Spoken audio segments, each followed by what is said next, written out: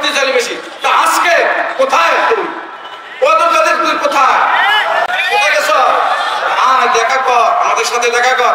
রক্ত দিছি, মায়ের দিছে, বাবা দিছে, পুতেরা দিছে, লাগলে আন্দোলন আছে, আমরা দিব। অন্ধকার, শহীদ অন্ধকার। আর আরো কিছু লোক আছে সেখানে বাসপটি করে হাসপাতাল লাঠি নিয়ে রিক্সা দিয়ে নিয়ে তোমার নতুন বাজার দাঁড়াইছে, তোমরা এখন খালি হাতে আসো না, এরা কিন্তু খালি হাত। তখন আমি আবার এইখানে আসি নতুন বাজার, এই দিকে পরবর্তী সামনে বসা আছে।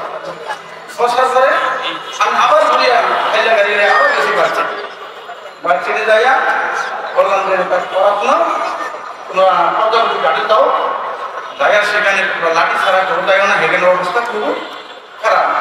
ডক্টর গান্ধী বিরঞ্চি বলা হয় না আছে, ডক্টর ছাত্রলীগ মাত্রলীগ আছে, কি ছাত্রলীগ তুমি সব হইল কিছুটার বদলা লই আসে কোন ছাত্রলীগ ছাত্রলীগ নাই, সব পরবর্তী টিভিটার বদলে হয়ে গেছে। তারপরে ওই নানু আছে একজন, হ্যাঁ হাসপাতাল বাড়ি নিয়ে নতুন বাজার হ্যাঁ নিয়ে পিছা মেলে দিছে। মেলে দেওয়ার পরে আমি আবার এই দিঘা খালি গাড়ি নিয়ে আবার বাচ্চা দিকে গেলাম, তাই হ্যাঁ করে এই লাঠিটা নিয়ে সারা যাবে না, তাহলে আমি কিছু ভাব করতে পড়িয়া হেরা জিনিস পারাইছি। পারানোর পরে আমি একটা সাথে সাথে সাথে সাথে পারাইলাম। পারানোর পরে কিছু লোক অনেক খালি, আমি ওইদিকে যেই সকলকে আইলাম দেখলাম যে এরা লাঠি ছাড়া কিছু লোক আছে, এরা তো মাইকে আমার তো কিছু করার মতো লাস্টে ওই গরুহাটার কিছু বাস বাম সাইডে ডান সাইডে একটা বা মাঠের ভিতরে, সেখানে আমি ইশারা দিলাম যে তোমরা এটা আমাদের ঢুকো, কিছু না লাঠি নিয়ে এলো, খালি মানুষ দ্বারা আসছে ঠিকই। হ্যাঁ ওটার মধ্যে ঢুকে ব্যাঙ্গে ফিরে কিছু লাঠি নিয়ে বাইরেছি। বাইরে নেবার আমি ওগুলো করে আস্তে আস্তে আস্তে আস্তে আস্তে গাড়ি নিয়ে আমার বারবার বন্ধুটা আমার ছোট ছেলে, এই কোনো বাহাদুর পুরুষের মনেই আমার ছোট ছেলে বড়জনের বোন দিছে, তুমি কোথায় আসো, আমার সাথে নামাজ পড়তে আসো, নামাজ পড়ে আসছো আমাদের সাথে বাপ পেয়ে যেটা গাওয়া বাজার আমি বাবা তুমি কোথায় যাও, একটা মুশকিল হাসি করিয়া লম্বা ফুটো তো আমার মাথার উপরে সাথে ছিলাম, একটা মুশকিল হাসি দিয়ে বলে দেন বাবা তুমি একটু চা খেয়ে আসি। তখন আমার একটু বন্ধু চোখ লাগিয়েছে, 10 থেকে 12 মিনিট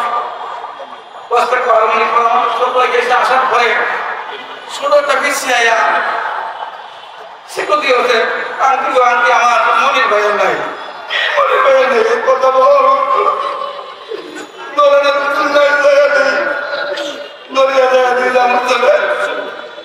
হাসপাতালে সামনে আগে যে কোনো লোক বৃষ্টির মতন গল্লি করতে আছে, বিল্ডিং এর মতন গল্লি করতে আছে, সাইডের দিকে গল্লি করতে আছে, কোনো দিকে নাও মতন কোনো বাও সেখানে নাই।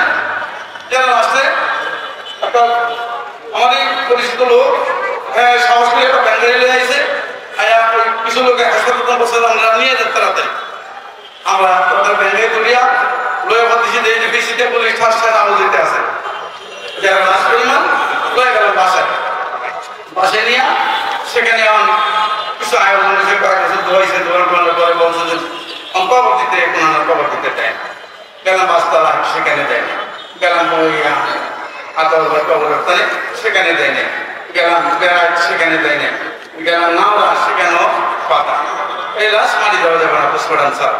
না আমার বাবার আমাকে পোস্টমর্টম করতে হবে, আমার বাবার আমি পোস্টমর্টম করে মারি দিন না, আমার বাবার আমি পোস্টমর্টম করে মারি দিন না, আমি পোস্টমর্টম করো না, আমার দোকান আমার যেতে আসি আমি যেতে আমার পোস্টমর্টম করবো, তবে আমার বাবার গায়ে আছে যে কি করবো সারাদিন গাড়ি চালিয়েছি, আমার টাকা আছে 700 টাকা আছে, আর টাকা নেই, গাড়ি ভাড়া থাকতেছে আমার তো 70,000 টাকা, 2 গাড়ি যাইবে 70,000।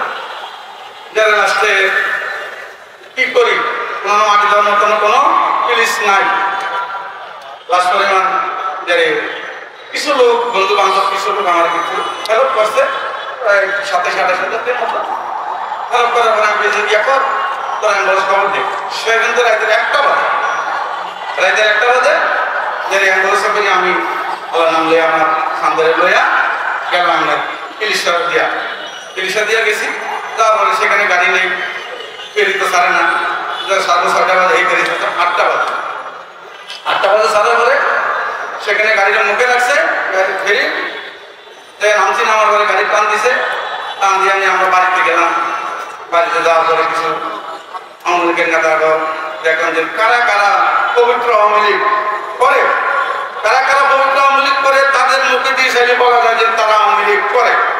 হ্যাঁ, এর আগে ধরতে পারে না, কিন্তু আওয়ামী লীগ করে কারা সেদিন বলতে পারছে যে তারা কারা নিমহানের দল আওয়ামী লীগের দল যায়নি।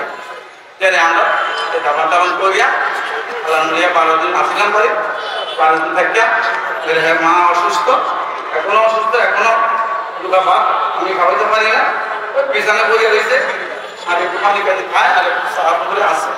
তবে এই পরিমাণ মনে করেন আমি ধৈর্য সহ্য করিয়া বসি। তবে আপনাদের কাছে আমার ছেলে মারা যাওয়ার পরে আমি একটাই ঘোষণা দিছি যে 18 কোটি মানুষ যদি শান্তি থাকে, আমার ছেলে যদি সইয়া যায় তাহলে আমার কেমন দুঃখ না। 18 কোটি মানুষের যদি শান্তি পাইয়া যদি দোয়া করে, আমার ছেলে একদিন না একদিন আমাদের কাছে দেখা করবে। তুমি কান্না না, তোমার কান্নার দরকার নেই। আমার 18 কোটি মানুষের জন্য শহীদ হয়েছে, 18 কোটি মানুষের দোয়া, আমার ছেলে সন্তানের যারা শহীদ হয়েছে তাদের সবাই দোয়া 18 কোটি মানুষের দোয়া হয়। তো তুমি কান্না না, তবুও আমি বুঝাইতে পারি না, বুঝানোর মতো কোনো কায়দা নেই। সর্বদিকে তার সন্তান দিছিল আল্লাহ, সবার তো বিয়ে সাথে করে এলাম, দুজন করেছে, কিন্তু আলাদা আলাদা মানুষ হবে। তবে মানুষের নকলি হয়েছিল, কিন্তু আল্লাহ সরকার আমার সন্তানকে নিয়ে গেল তো গেল, কিন্তু হাজার হাজার মানুষের খালি করে চলে গেল। তবে এদের এখন আমার আমি তো বললো কি, তবে আমি তো এখনো মানব যোজনা কিছুই করিনি। আমার মনে করেন আমি একটু নীরবের ভিতরে আছি। তবে আমি এই সরকারের বিভিন্ন কিছু নেতারা আছে, মন্ত্রীরা আছে, এদের আমার বিচার যদি আমি পাশে থাকতে পরিমাণ দেখতে পারি, আমার মনের শান্তি পাবো। সৈরাচার হাসিনার বিচার যেদিন কাঠগড়ায় আনিয়া ওরা রশি লাগাইতে পারে, বদল কাদের রশি লাগাইতে পারে।